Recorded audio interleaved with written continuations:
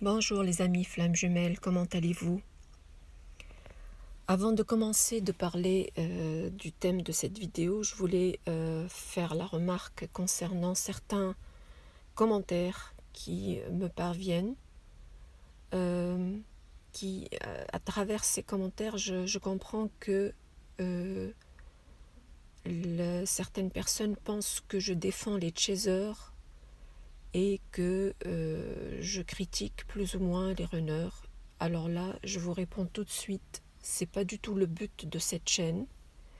Le but de cette chaîne, c'est de relater la vérité concernant la relation de flammes jumelles, d'éclairer à la fois le runner et le chaser, et je vous assure que mon but, c'est de vous réunir, que vous compreniez cette relation et que vous cheminiez correctement. Donc, mes amis runners, ne m'en voulez pas, je vous aime très fort, et donc essayez juste de suivre jusqu'au bout les vidéos pour comprendre le sens des messages que je veux vous transmettre. Voilà, la parenthèse est fermée, ainsi je peux commencer à parler dans cette vidéo de l'énergie du runner. Encore une fois, les runners, ne m'en voulez pas. Donc, on va tout de suite parler un peu des habitudes du runner qui n'aime pas s'approfondir dans ses relations. Il préfère des relations superficielles pour ne pas souffrir et pour pouvoir sortir de la relation avec facilité. Il ne promet rien pour ne pas avoir des comptes à donner à son partenaire, que ce soit dans les relations amoureuses ou autres, c'est-à-dire amicales ou autres. Mais avec le chaser, ce qui s'est passé est autre chose. D'ailleurs, c'est la première fois qu'il ressent ça, même pour le runner qui est déjà engagé avec une autre personne ou celui qui est déjà marié. D'ailleurs, il n'aime pas être en famille tout le temps.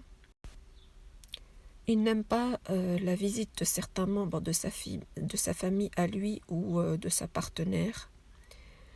D'ailleurs, cette partenaire souffre de ce problème chez lui.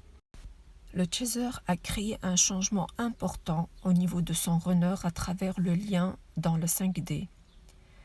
Il ne lui a pas laissé l'occasion pour qu'il se débarrasse facilement de cette relation.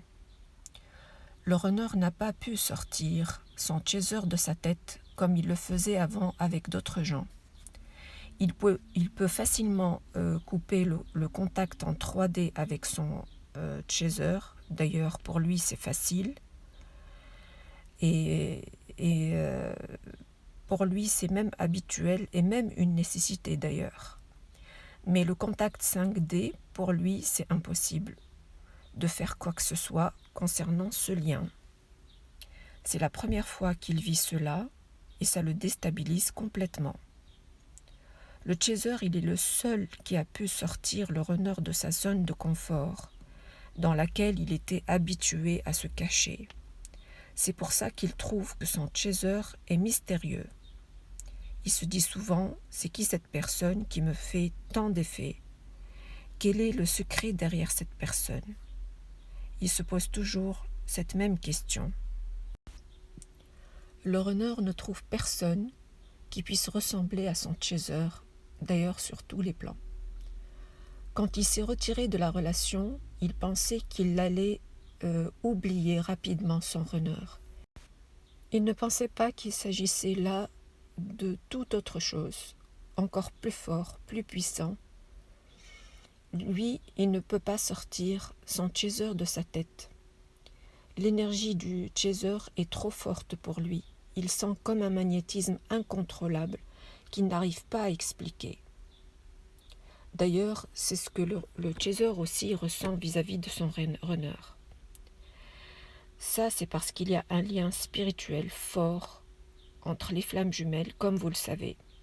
Et ça passe essentiellement par le chakra du cœur.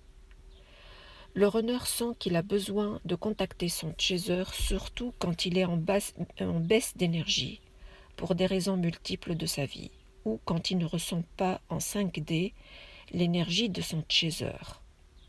quand celui-ci, par exemple, est occupé dans sa vie ou quand il décide de s'éloigner de cette relation souffrante, alors le runner commence à envoyer des signes indirects pour attirer son chaser vers lui. Il va essayer par exemple d'éveiller en lui de la jalousie pour voir sa réaction.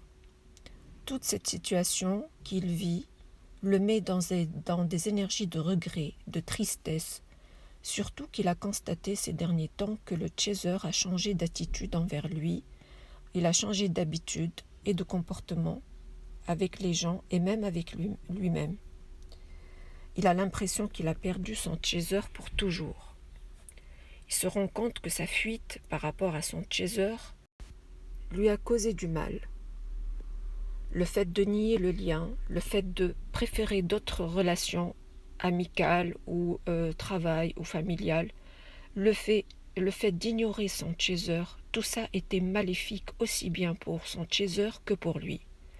Il pensait que son attitude pouvait l'éloigner de son chaser ou éloigner son chaser de lui. Il voulait que son chaser arrive à le détester pour le quitter, car il aimerait que cette initiative vienne de son chaser.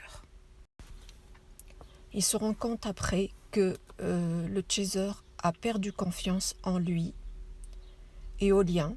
Nous voulons plus, dans une majorité des cas, revenir au lien.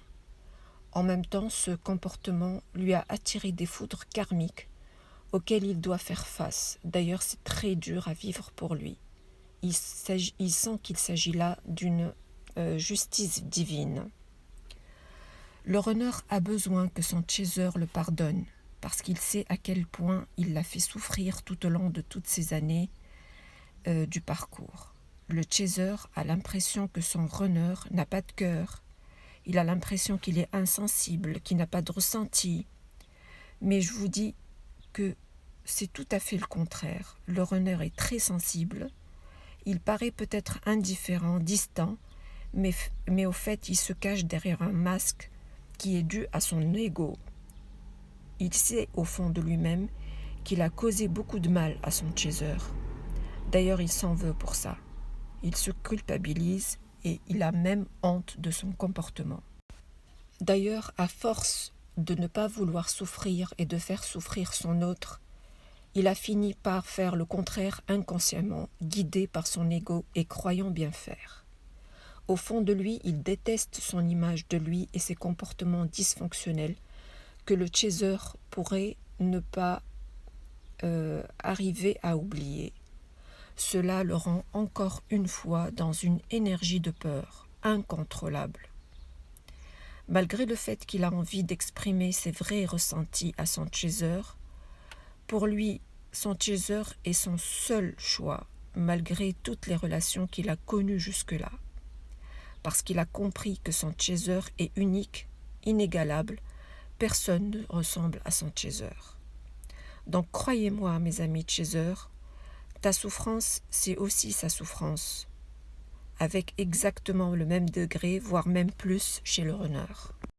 Alors pourquoi plus ? Parce que c'est lui qui nie la relation en premier, c'est lui qui fuit le premier.